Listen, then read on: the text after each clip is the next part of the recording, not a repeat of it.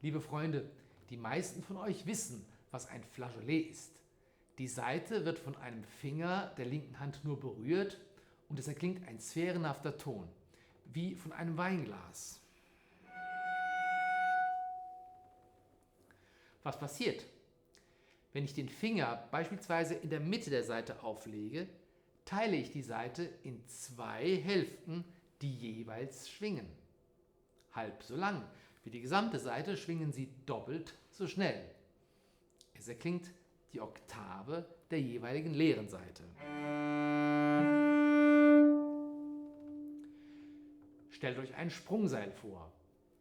Am Steg hält der eine das Seil, am Sattel hält der andere das Seil und nun bringen sie das Seil in Schwingung.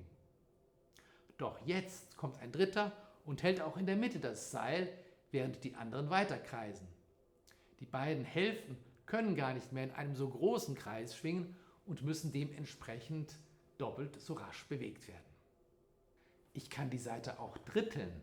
Dann muss der linke Finger die Saite an ihrem oberen oder unteren Drittel berühren und die Saite schwingt in 3 Teilen. Dazu müssen übrigens nicht beide Punkte gleichzeitig berührt werden, es reicht einer der beiden. Es erklingt ein noch höherer Ton, die Quinte über der Oktave. Und so geht es weiter. Ich kann die Saite vierteln, fünfteln, sechsteln und so weiter. Und es erklingen immer höhere Töne, die sogenannten Teiltöne. Maßgeblich ist die Obertonreihe, die uns anzeigt, welche Töne genau da erklingen. Wo sie genau auf dem Griffbrett liegen, dazu habe ich ein weiteres Tutorial ins Internet gestellt. Unter diesem Link könnt ihr euch informieren.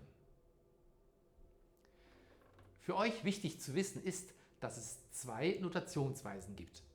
Die Griffnotation zeigt an welcher Stelle ihr die Saite greifen bzw. hier ja eigentlich nur berühren sollt. Die römische Ziffer gibt dabei an, welche Saite gemeint ist, seltener auch ein normaler runder Notenkopf.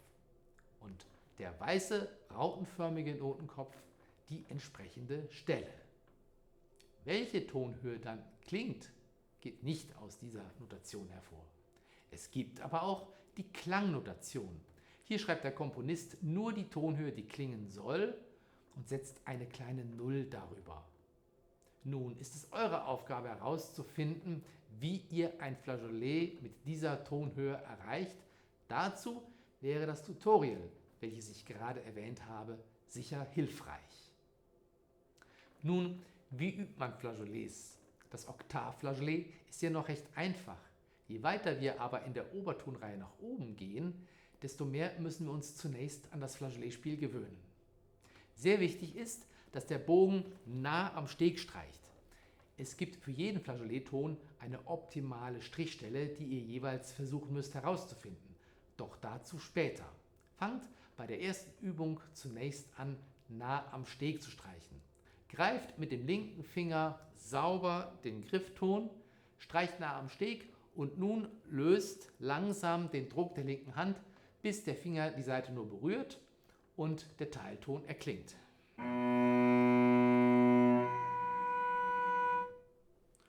Kontrolliert, ob es auch die richtige Tonhöhe ist. Nun könnt ihr ganz behutsam den linken Finger nachjustieren, ähnlich wie wenn man einen Radiosender justiert, sodass ihr wirklich das Gefühl habt, hier ist der optimale Berührungspunkt.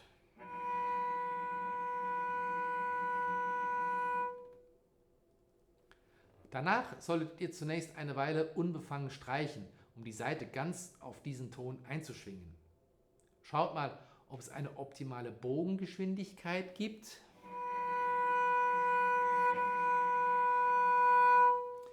Die kann nämlich bei jedem Flageolet etwas anders sein.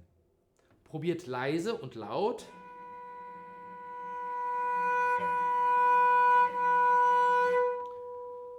Und zuletzt versucht ihr die optimale Strichstelle zwischen Steg und Griffbrett zu finden, dort, wo der Ton am besten anspricht.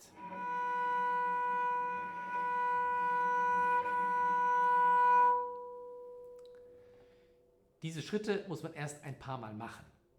Später kann man dann mehr und mehr versuchen, den Ton auf Anhieb zu finden. Zunächst vielleicht, indem die Linkhand in ihrer Position noch bleibt und nur der Bogen immer wieder neu ansetzt.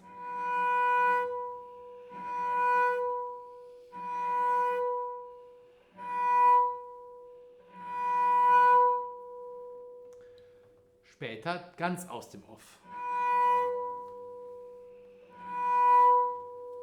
Und schließlich natürlich im Zusammenhang des jeweiligen Stückes. Eine besondere Herausforderung ist es, wenn Flageolets im Pizzicato verlangt werden. Als Grundlage solltet ihr vorher unbedingt dieses Flageolet arco gut spielen können und euch ganz sicher sein, wo die linke Hand platziert wird und wie es klingt. Der wichtige Unterschied ist aber, dass im Pizzicato der Finger der linken Hand mit viel Fleisch aufgesetzt wird. Im Arco eher mit der Fingerkuppe. Nun nehmt also viel Fleisch, drückt die Saite sogar minimal herunter und im Moment des Zupfens lasst ihr mit dem Zupffinger auch den Finger der linken Hand los und lasst die Saite komplett zum Schwingen frei.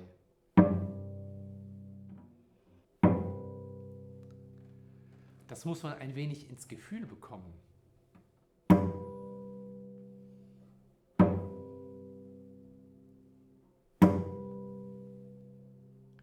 Auch in der rechten Hand ist viel Fleisch vorteilhaft.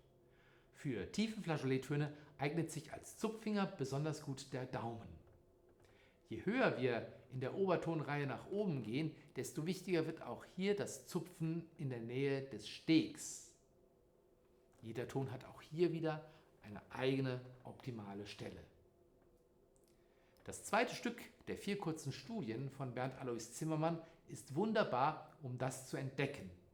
Es ist eine reine Pizzicato-Studie. Es dauert sicher erst etwas, bis alle Flageolets gut klingen. Manche sprechen besser an, manche weniger gut. Doch mit der Zeit wird es immer besser gehen und klingt herrlich.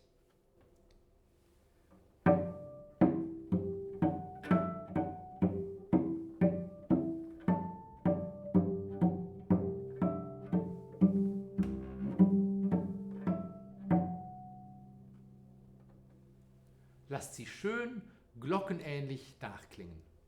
Viel Spaß dabei!